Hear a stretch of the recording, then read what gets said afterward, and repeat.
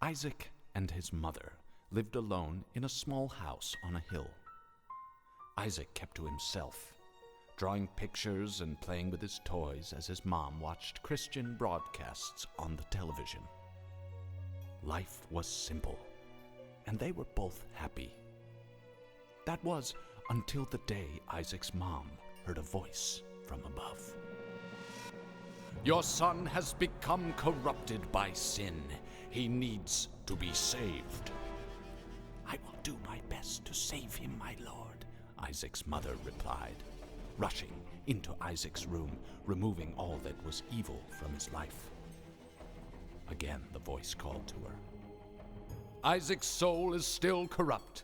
He needs to be cut off from all that is evil in this world and confess his sins." "I will follow your instructions, Lord.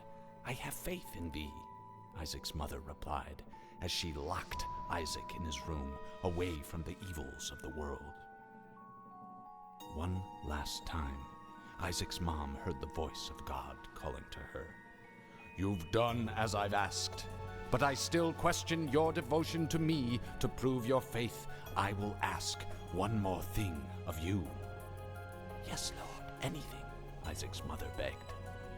"To prove your love and devotion, I require a sacrifice. Your son Isaac will be this sacrifice. Go into his room and end his life as an offering to me to prove you love me above all else." "Yes, Lord," she replied, grabbing a butcher's knife from the kitchen. Isaac, watching through a crack in his door, trembled in fear. Scrambling around his room to find a hiding place, he noticed a trap door to the basement hidden under his rug. Without hesitation, he flung open the hatch, just as his mother burst through his door and threw himself down into the unknown depths below.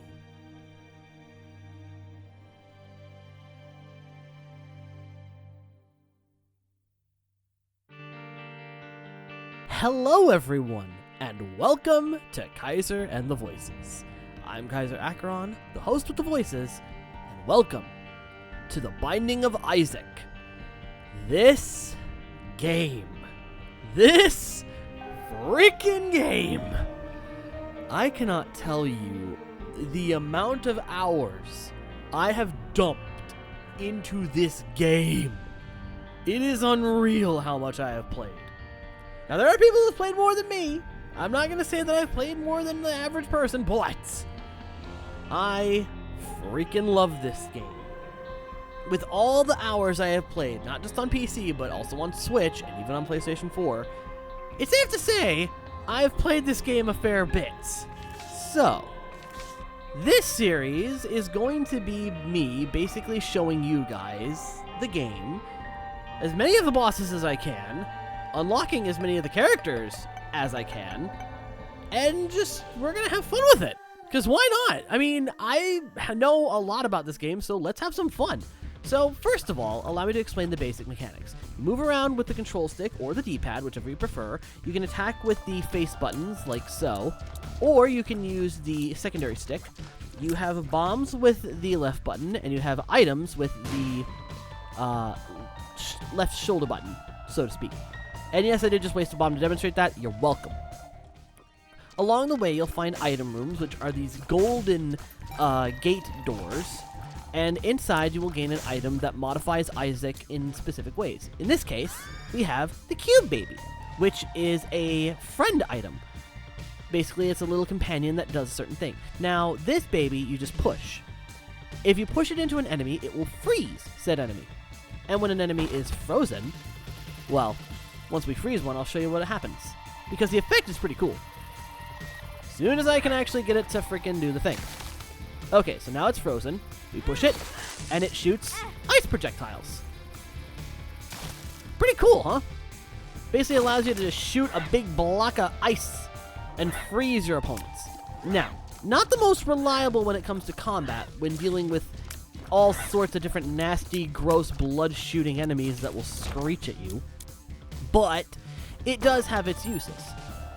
For instance, if you have enemies like these big fatties, and yes, they are called fatties, you can slow them down. They can't instantly freeze them because, as said before, they're fat. Bigger enemies will take a lot more hits with the ice cube to freeze, but you still get that brief slowdown effect as a result. But eventually you can freeze them and then just do this. Fun shit!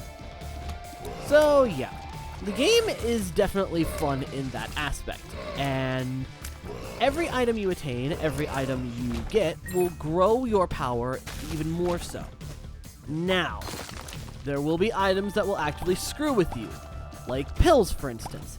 They could be good things, like giving you a health up, or some sort of stat booster, which your stats are all on the right-hand side, each one representing something different.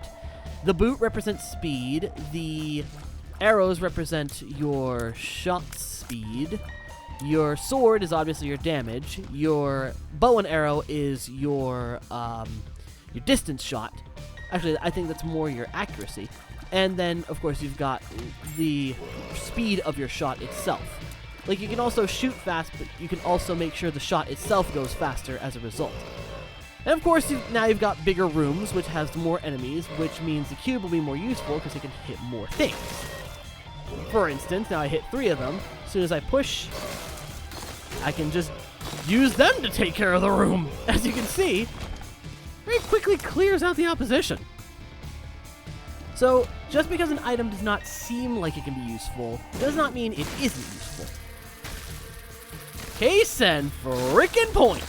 With small enemies especially, this item becomes a godsend. Now, you'll notice I've been collecting keys, bombs, and coins. Coins can be used here in the shop to buy items. Now, right now we only have 2 available for sale, which is okay. You can also bomb the shopkeeper if you so please. Not like it does much. Every now and again it'll give you coins or maybe an item if you're lucky. But you can also donate your money. Now, you might be asking yourself, Kyzer, why in the flying flippadoodle would I want to donate my money? Well, you see, it's very simple. If you donate, you have the potential to gain more shop items, which in the future is useful. You'll also find treasure chests, which, holy cannoli, can give you money or resources or even items. So basically, anything and everything you do can either be good or bad for you, which reminds me, pills. They have random effects. Let's see what this one does. Oh, and unfortunately, I got a speed down. But that's okay. We're about to buy Mom's Key, which gives you better items from loot chests, which are the chests that are appearing randomly, either regular gold or red. Yes, there are red chests. You'll see them later. And you also get 2 keys. Basically, you get improved loot from them from now on. So basically, every item I've gotten has benefited me in other ways, apart from increasing my stats. So now let's have a boss fight with Monstro. This is the first boss many players will encounter. Like, if you play this game for the first time, chances are you're going to fight Mr. Monstro here. A big, welt-looking son of a gun with messed up teeth that pukes blood. And no, I'm not making that up. The cube can be useful in fighting this thing, but honestly, I would use it more primarily for regular enemies. Because, unfortunately, while some items are great, they ain't so good on bosses. Now, if this were a different type of enemy that summoned monsters, then it could be very useful to you. Although, the fact that when Monstro lands on it, it slows his shots down is very useful. So the trick is just to bob and weave, try not to get hit, which unfortunately I've done a lot of, and just take him down. And then when a boss dies, you get an item for it. So essentially you'll at least get 2 items per floor if you have the resources for it. So I got Mom's Underwear, which not only gives me 6 flies, which are very powerful little items, but also increases my range. So now my tiers shoot almost a little bit more than halfway across the room, which is going to be very useful for bigger rooms. And as you progress down the floors, you get these weird little pictures of poor Isaac suffering. Though I have to wonder, how in the heck would you contort yourself backwards so much that you could fire projectile poop out of your butt? These are the questions that this game forces you to answer. Also, if you notice, I just took a hit and a percentage went down. This I will explain when we actually get to it. But basically, if you clear a floor without taking damage, something interesting might happen. Oh, hello. We've got a tarot card. Tarot cards are spiritually blessed cards that have different effects depending on the card. Unfortunately, Oh, hello! Okay, so two things to explain. Unfortunately, I got the Emperor card, which essentially teleports you directly to the boss of this level. Now, to explain why I was like, oh, just now, because what just happened was great. I just got a Blessed Heart, or a White Heart. And I just lost it. So now I really can't explain the effects, but actually, yes, I can. Basically, if you survive the entire floor without getting hit, or having that particular heart get hit, you would have gained a full heart container on the next floor. That's the effect those hearts have. So, when you get one, do your damnedest to stay alive, because that could benefit you immensely in the future. And this cube is actually very useful right now. Alright, so what do we got here? I don't like that item. I'm going to bomb this, which you can do to change it. Man, I got the decoy. Okay, so I have the punching bag, which essentially enemies will go after it instead of you, most times. It has to be within range to do so, but 9 times out of 10, it will go after, your enemies will go after the punching bag instead of you. It can be useful, especially in boss fights. I find Scapegoat, this little guy, can be very useful in boss fights. Okay, we got a blue pill. What's it going to be? Something's wrong. Yeah, something's wrong. I'm getting crap for items. Sheesh. This is a bad first run, I'm going to be honest. I thought for sure I would have gotten some good shit. Alright. So these rooms. These are curse rooms. They could either benefit you or screw you. The only problem is you have to sacrifice half heart to get in there. And there's a red chest. Now these can either potentially give you some good shit or royally fuck you. Let's see what happens. Okay, I got 2 pills. This could be good or bad. Full blue. Hey, I got a speed up. No complaints there. Black pill. I got the puberty pill. Basically, you just grow some hair. Alright, boss time. And it's Dingle. It is literally a pile of poop. It's literally a piece of shit. Which means now I can demonstrate the ice thing I was talking about earlier. Because he actually summons monsters, or it summons monsters. Can't really gender a piece of shit. Basically, you can use the ice cube to freeze its little turdlings and essentially benefit yourself with extra projectiles. Unfortunately, the Scapegoat ain't really doing its...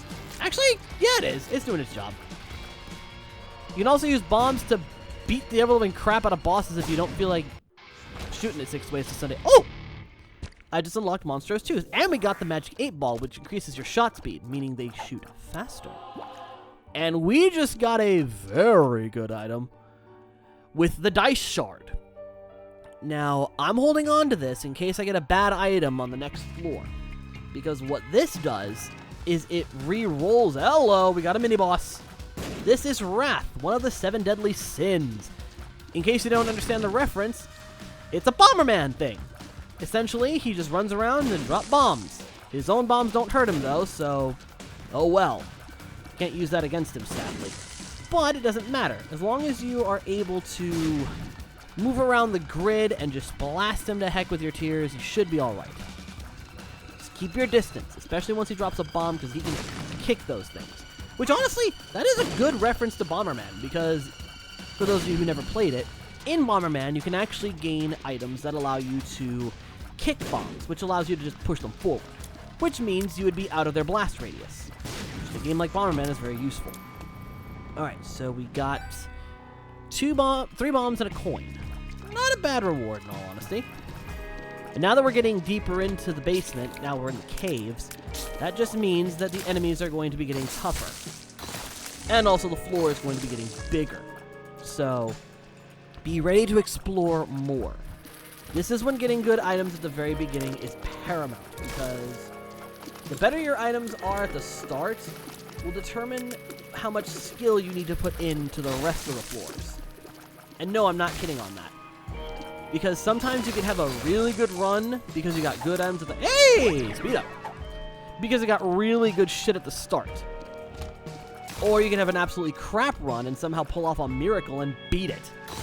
I have had all sorts in my tenure with this game. I've had some terrible starting runs, but ultimately I won because of sheer dumb luck and pure just skill. Meanwhile, you could start off great and then something screws you over. I cannot tell you the amount of times I've gotten to the absolute end of a run, like the last boss, and died. And I took a hit, which means I have less chance for the one thing I wanted to bring up, but can't until it gets there. What the? Okay, that was just ridiculous. I open a chest, get another chest, then it gives me just one of each. Seriously? Okay, item room. Robo-fly. Okay, I don't want that. Do want that, though. Sinus infection. Basically, every couple of shots, depending on your luck stat, which is the clover, you'll shoot a booger. Yes, I am not kidding. Said booger will attach to enemies and damage them periodically, as long as the booger stays on them. Oh, shit! I don't like this room. This room is evil. Why? Those are boom flies. Boom flies explode upon death. Except when they're frozen in ice, apparently. I didn't know. Also, I'm sure you're noticing that I'm shooting piles of shit. And no, I'm not exaggerating. Those are little piles of poop. Basically, sometimes poop will have stuff in them. Figure that one out, folks. Alright, so bomb shop keep. Somehow that actually increases the stat that I keep decreasing. Okay, so let's donate our coins. Actually, I'll donate almost all of them, but I'll buy a tarot card. Ooh, Zawarudo! Yes, it is by obligation that when you see anything with the world, you have to say it as freaking Dio from JoJo's Bizarre Adventure. That's just my rule. Now, the world card. I'm not going to use it this floor. There's a good reason why, though. Essentially what it does is it shows you the entirety of the map. And since we're about to head into the boss, which in this case is Mega Fatty, there's no sense in using it. Yeah, Mega Fatty is a pain in the butt to fight. Mainly because he has a lot of different, large-scale damage attacks. Like his Vomit attack, his Fart of Doom, and then he also has an attack where he can jump into the air and just body slam. So, best trick is to just stay on the move, and thank you, Scapegoat, for taking that attack. Seriously? I'm not getting... Okay, well, I got the caffeine thing. No, screw that. If ever you don't want something, hold the right trigger button down and just get rid of it. Okay, on to the next floor. I need damage upgrades quick. Okay, so... Zawarudo lets you see the entirety of the map and all of the special item locations. So, a very useful tarot card to have, I must say. I just gotta avoid these freaking annoyances. I hate these things. These are called the host hat. The hosts. I don't like them. They're annoying. Why? Well, you can probably see for yourself. You have to wait for them to pop their freaking skulls up just to be able to get a hit. Alright. Moving forward. Conjoined fatties. Basically, they're fatties with two heads.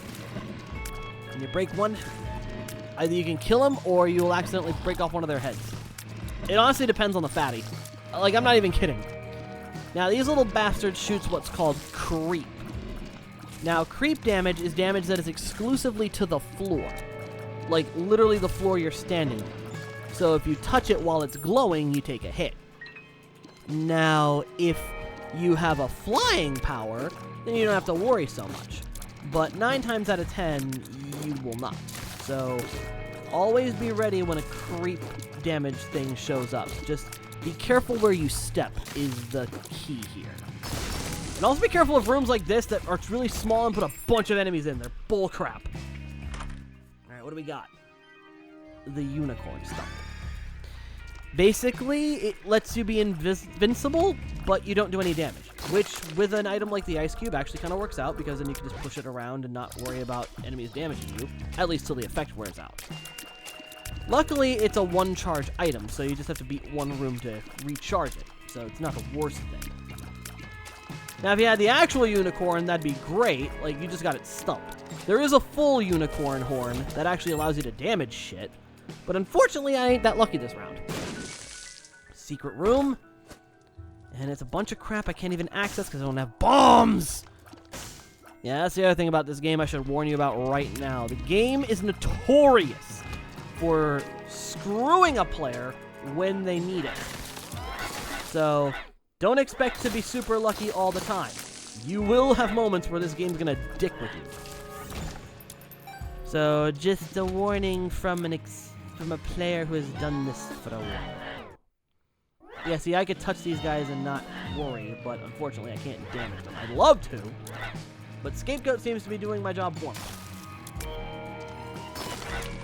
Oh, watch out for that bat. Thankfully, it's just a regular bat. Yeah, these bats just like to charge. They just like to run at you. They're like, ah! Just gotta avoid, dodge it, and hoop! I'm not gonna lie, I actually kind of like pushing this little friggin' ice cube around. This has been a lot of fun for a first round. Okay, just gotta shoot the ever-loving Shiola out of these things. You're funny, game! You're funny! Fucker. Of course it's gonna put a coin out of reach. Of course it is. The epitome of logic. Alright, let's just take care of these freaking fly spawning buttholes. Seriously, that's what they look like! Gotta take down corn flies. Did I get anything from this room? No, I didn't. Gertie! Basically a big wealth of intestines. That's literally all it is. It's just intestines. Alright, gotta push this thing around. Push it around and get an edge. Okay, just gotta avoid all the blood boils. Which, blood boils suck! Like, genuinely, blood boils are annoying. If they accidentally get open, like, they'll just spill blood all over the place. I ain't talking about the game. I'm talking about real life. Real life blood boils are the worst. My god. Gertie, stop summoning shit for 5 seconds! Definitely not a fan of this Gertie fight. Jeez, usually it just shoots like 5 things. It doesn't summon a bunch of crap like it usually is. Yes, it usually does that! Usually it just shoots! My god! That was nuts! That is the most annoying Gertie fight. Oh, I got unlocked Little Chubby. And I got a safety pin. Shot speed and range. And I got a black heart. Black hearts are cool. Basically what they do is when you lose, like you take a hit, it damages the enemies around you.